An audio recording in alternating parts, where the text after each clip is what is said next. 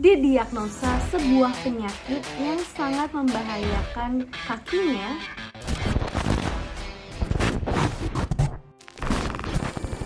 Hai guys, gimana kabar lo? Semoga sehat dan keren selalu ya.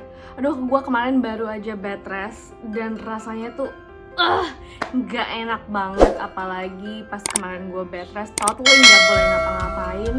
Dengar kabar kalau Joy Jordison meninggal dunia.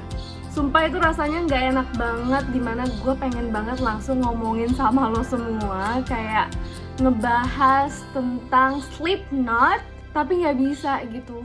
Well anyway, buat lo yang baru aja bergabung, selamat datang di Misteri Musik Malam Minggu di Dunia Dalam Bertikai. Basically segmen ini adalah tempat dimana gue meluapkan kekepoan gue sekaligus mencari tahu barengan sama lo semua, apalagi semua misteri yang ada di dunia musik. Jujur deh, sebenarnya gue itu nggak terlalu into heavy metal, tapi gue dengerin metal lainnya juga kayak new metal gitu. Salah satunya adalah band Slipknot ini, bahkan musiknya itu masuk ke dalam playlist gue sekarang. Dari tahun 2010 saat dikabarkan bahwa Paul Gray, salah satu pendiri dari Slipknot alias basisnya Slipknot, ini meninggal dunia, di situ gue juga sudah merasa kayak adanya kehilangan ya, salah satu legendary dari musik yang meninggal akibat overdosis gitu. Dan tiba-tiba aja 11 tahun kemudian perasaan kehilangan itu masih ada. Bahkan lebih sedih lagi karena sekarang yang dikabarkan meninggal adalah co-founder dari Slipknot, Joy Jordison. Kenapa gue ngerasain kehilangan banget? Maksudnya kayak ini kerasa banget sedihnya, karena seperti kita semua tahu dimana kalau Slipknot itu adalah salah satu band yang gak gampang untuk dilupain. Apalagi gue tuh dulu sempat ngerasain vibe-nya Slipknot ini waktu mereka masih barengan sama Joy Jordison. Dari kabar bahwa Joy keluar dari band dan dia marah-marah ke publik, dimana katanya dia dipecat segala macam. Drama itu terus berlangsung sampai akhirnya dia ngaku kenapa dia keluar dari Slipknot. Dan saat akhirnya dia ngungkapin alasan kenapa dia keluar dari Slipknot, itu benar-benar mengharukan banget, karena kita nggak nyangka dia sekuat itu untuk menceritakan apa yang sebenarnya terjadi sama dia. Udahlah, gak usah lama-lama lagi, kita langsung bahas aja yuk. Apa sih yang ada di kepala gue tentang adanya fakta-fakta apa di balik kematian Joy Jordison.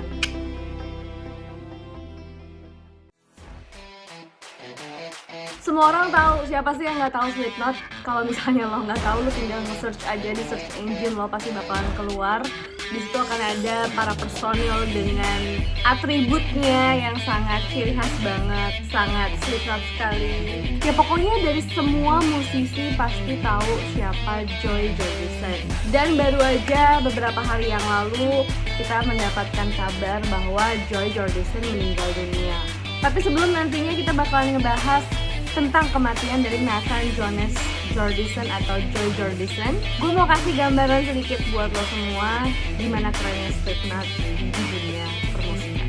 Jadi Slipknot ini merupakan salah satu band turunan dari heavy metal yang bisa dikatakan mereka ini beraliran new metal atau alternative metal, dibentuk pada tahun 1995 di Des Moines, Iowa, Amerika Serikat. Band itu didirikan oleh Paul Gray, basis dari Slipknot, Sean Crahan, perkusi dan juga backing vokal, dan tentu aja Joy Jordison, sang drummer. Di situ mereka nggak cuma bertiga, tapi ada personel lainnya. Ada Anders Kolsavsky, Joshua Narbrenard yang merupakan gitaris dan backing vokal. Kalau kita ngebahas tentang perjalanan musik dari band Slipknot ini, sebenarnya gak terlalu complicated ya kalau dari musik ya, tapi mereka lebih complicated kepada personilnya, dimana mereka memiliki karakter yang benar-benar beda banget, sering banget cekcok, sering banget tibir alias ribut, dan itu yang menyebabkan akhirnya mereka sering berganti personil band.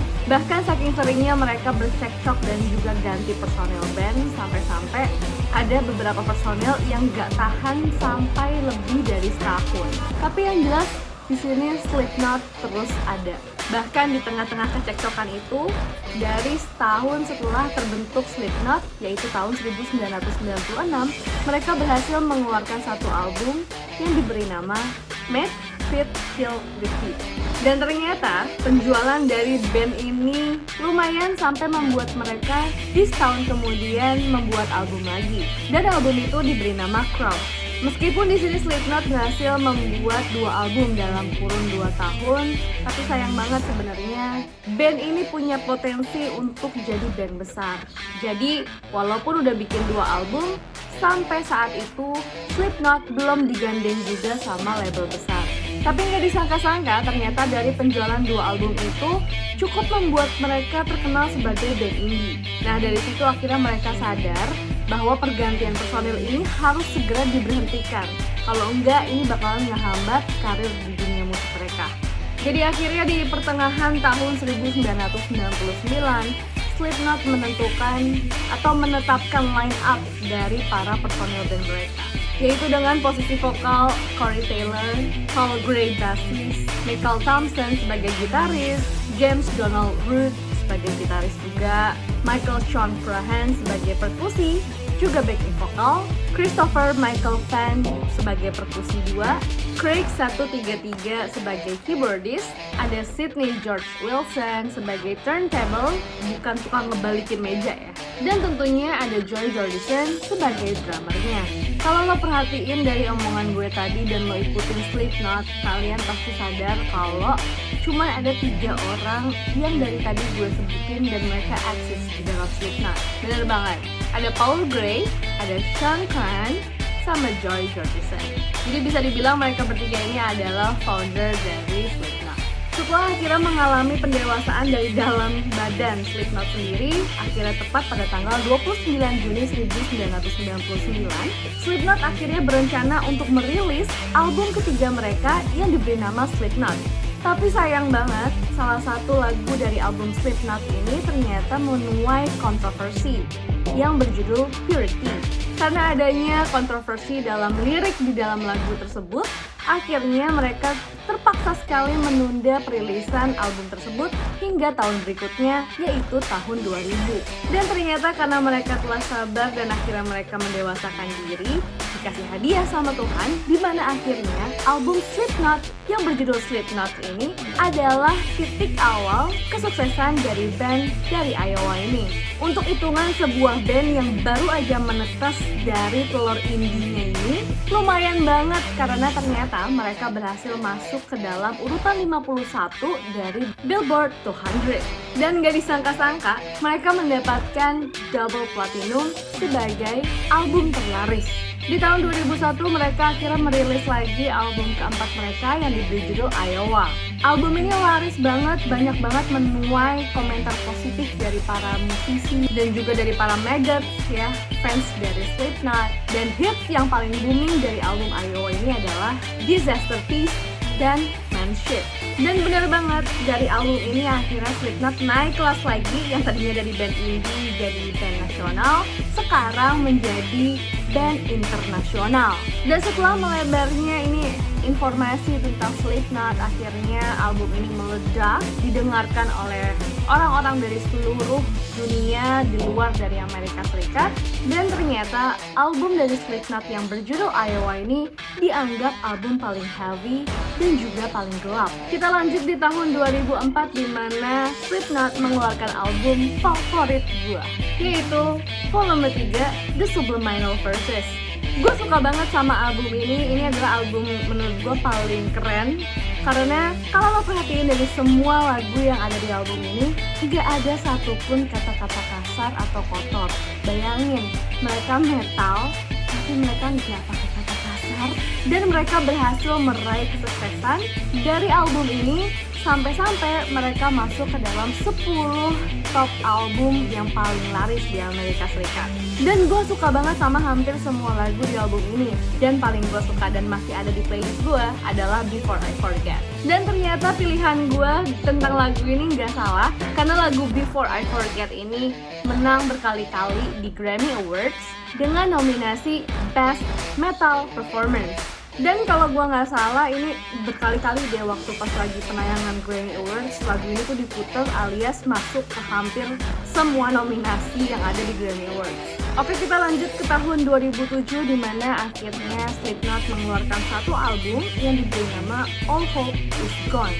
Dan lagi-lagi kalau lo perhatiin semua lagu yang ada di album itu semuanya ada kata kasarnya, alias kebalikan banget dari volume 3 The Subliminal Verses. Di album All Hope Is Gone ini lebih menceritakan tentang dendam mereka, ketidakpuasan mereka, tentang kemarahan mereka, bahkan mereka sampai membahas tentang obsesi mereka yang sampai saat itu belum tercapai. Kalau tadi banyak musisi yang bilang album Iowa adalah album yang paling heavy dan gelap dari Slipknot, menurut gue sih album All Hope Is Gone. Karena memang di situ jelas di dalamnya Corey ini menjelaskan bahwa lagu-lagu yang ada di situ hampir semuanya menjelaskan tentang ketidakpuasan mereka terhadap orang-orang yang menggunakan politik menyamarkan dengan agama, kemudian mereka dikte masyarakat dengan stigma mereka, dan kemudian stigma itu dijadikan kebijakan. Dan menurut Slipknot itu sangat nggak fair untuk orang-orang yang benar-benar cinta kepada negaranya. Next, kita ke tahun 2010 di mana kabar buruk waktu itu pertama kali muncul dari Slipknot, di mana basisnya Paul Gray alias founder Slipknot yang meninggal dunia dikabarkan akibat overdose. Dan kemudian posisi ini segera digantikan oleh basis dari yang pernah juga join sama Slipknot bernama Johnny Steele. Setelah ditinggal oleh Paul Gray, akhirnya Slipknot di sini memutuskan untuk vakum sebentar atas berkabungnya sepeninggalan Paul Gray. Dan kemudian 2 tahun kemudian baru akhirnya mereka memberanikan diri untuk membuat album lagi. Tapi album ini merupakan album kompilasi live dari lagu-lagu favorit dari Slipknot. Dan album kompilasi ini diberi judul Antennas to Hell. Kemudian 2 tahun kemudian di tahun 2014 ini udah merupakan album yang keberapa ya dari Slipknot ya? Saya lupa. Iya, ke-8. Yang judulnya Five The Grey Chapter. Bener banget. Jadi ini album isinya adalah Grey Chapter alias chapter tentang Paul Gray. Tapi di sini Corey menjelaskan bahwa ada beberapa lagu yang isinya tentang Paul Gray saat bersama dengan Slipknot. Kemudian beberapa lagu lainnya adalah keadaan Slipknot setelah ditinggal Paul Gray. Dan sisanya adalah masing-masing dari para personel tentang kesannya mereka terhadap Paul Gray semasa mereka berhubungan langsung dengan Paul Gray. Dan sayang banget di tahun 2014 itu album tentang Paul Gray, Joy Jordison tidak ikut andil dalam album itu. Kenapa? Karena di tahun 2013 Joy Jordison dikabarkan keluar dari Slipknot. Setelah hampir 2 dekade, hampir 20 tahun Joy Jordison ini nemenin Slipknot, tiba-tiba dia keluar dari Slipknot. Dan kemudian banyak yang mempertanyakan kayak why? Di situ Joy Jordison sering banget mengungkapkan ke publik atau setidaknya menunjukkan ekspresi marahnya dia saat diwawancarain ketika ditanya lo kenapa keluar dari Slipknot. Dan jawabannya adalah nggak tahu, gue dikeluarin gitu aja. Ada rapat? Enggak. Anything from management? No, nothing. Gue dikeluarin dari band gue sendiri yang gue bangun seumur hidup gue. Itu kata Joy Jordison saat diwawancarain Metal Hammer pada tahun 2016. Tapi akhirnya di tahun 2016 ini para personel Slipknot lainnya mengatakan apa yang terjadi pada Joy Jordison, kenapa dia dikeluarin dari Slipknot.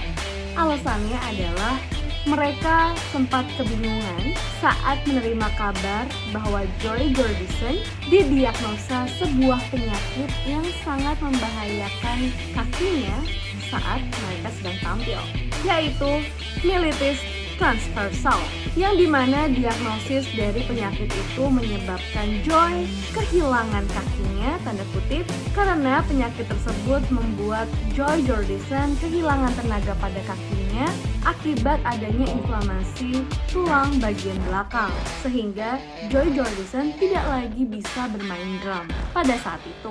Jadi mungkin mereka ini band dan tim manajemen dari Slipknot ini paling paham ya sama Joy. Mungkin kalau Joy dikasih tau baik-baik dia nggak akan mau keluar dari band.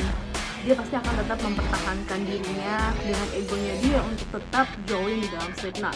Tapi sebenarnya itu akan membahayakan Joy Jordison. Dan Iya bener banget, akhirnya Joy Jordison mengakui adanya kendala itu terhadap dirinya, sehingga itulah yang membuat dia keluar dari Slipknot. Tapi akhirnya dia ngaku kalau dia sudah melakukan terapi, dia juga sudah melakukan gym, dia bersikeras untuk sembuh dari situ. Dan kemudian, 5 tahun kemudian, tepatnya 26 Juli 2021, Joy Jordison dikabarkan meninggal dunia. Oke deh, segitu dulu buat episode kali ini. Ini adalah episode yang sangat menyenangkan buat gue.